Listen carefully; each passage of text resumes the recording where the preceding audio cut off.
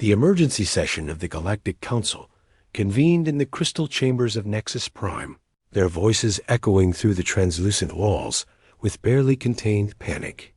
Ambassador Reed stood at the defendant's podium, his weathered face calm despite the accusations hurled at him from every direction. "The humans have gone too far," declared High Counselor Vex, his forearms gesturing wildly. "Their expansion into the Outer Rim threatens the balance we've maintained for millennia." Reed's response was measured, diplomatic. "Earth's colonies are within our agreed territorial limits. We've followed every protocol." "Protocols that no longer serve the greater good," interjected Counselor Thane, her crystalline features glowing with indignation. "Your species reproduces too quickly, adapts too readily. You're becoming a threat to established order." The vote was swift and decisive. 47 species voted for humanity's isolation. Only 3 abstained. None voted in support.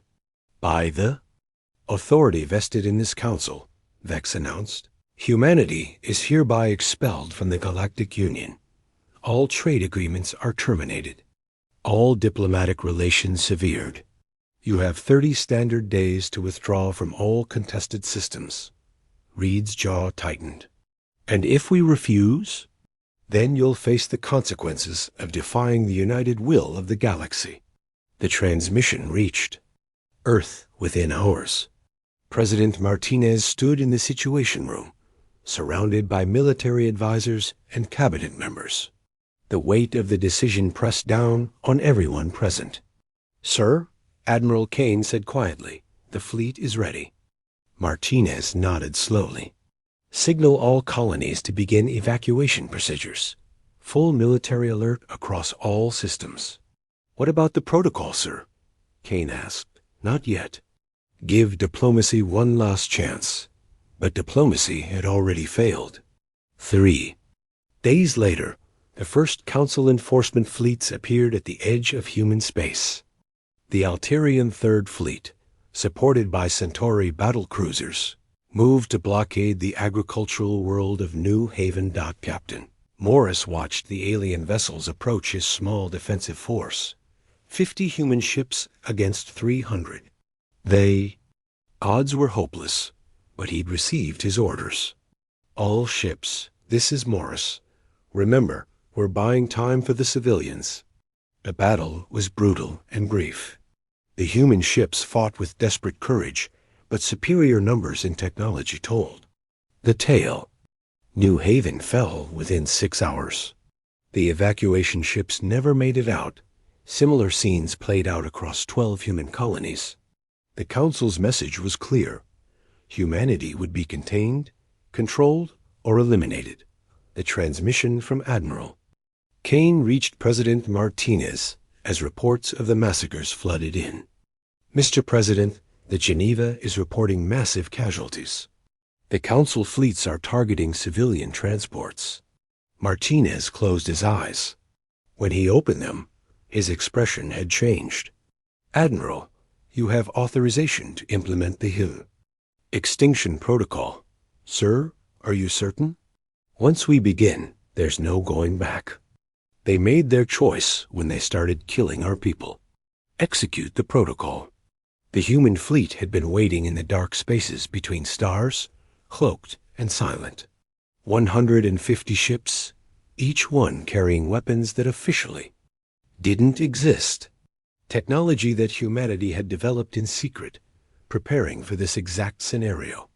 Admiral Kane stood on the bridge of the flagship Retribution, watching the tactical display. "All units, this is command. The protocol is now active. You know your targets." The first strike hit the Altarian home fleet without warning. Human ships materialized from stealth, unleashing weapons that turned matter into energy with terrifying efficiency. The Altarian capital ships simply ceased to exist, their atoms scattered across space. Within hours, the pattern repeated across the galaxy. The Centauri defense grid collapsed under bombardment from weapons that ignored their shields. The aquatic cities of Hydros boiled away as human torpedoes turned their oceans to steam. High Counselor, Vex's emergency transmission reached every human ship simultaneously. Please, we can negotiate. We didn't understand your capabilities. Admiral, Kane's response was broadcast on all frequencies. You understood perfectly. You chose to commit genocide against our people. Now you'll learn what happens when you corner a species that spent 10,000 years perfecting the art of war. The Nexus Prime system shuddered under the human assault. The crystal city that had housed the Galactic Council for centuries cracked and shattered as kinetic bombardment rained down from above. The survivors fled to the deepest bunkers, sending desperate pleas for mercy. Reed, who had been held prisoner since the vote, found himself suddenly freed as his guards abandoned their posts. He made his way to the communication center, where he found a small group of surviving counselors.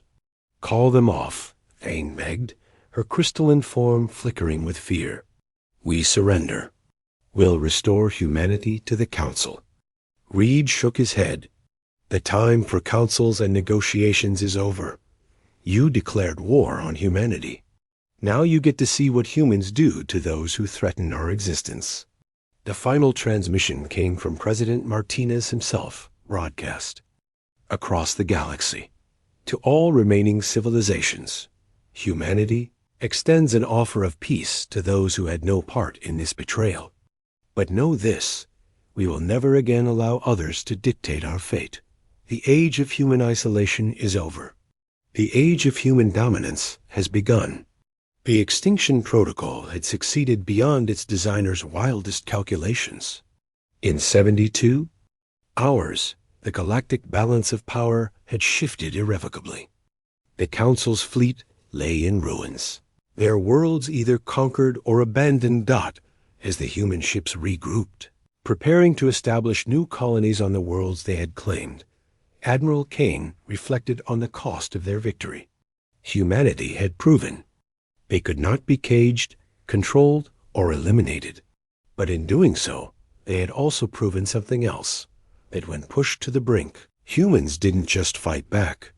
They became the thing the galaxy should have feared most of all.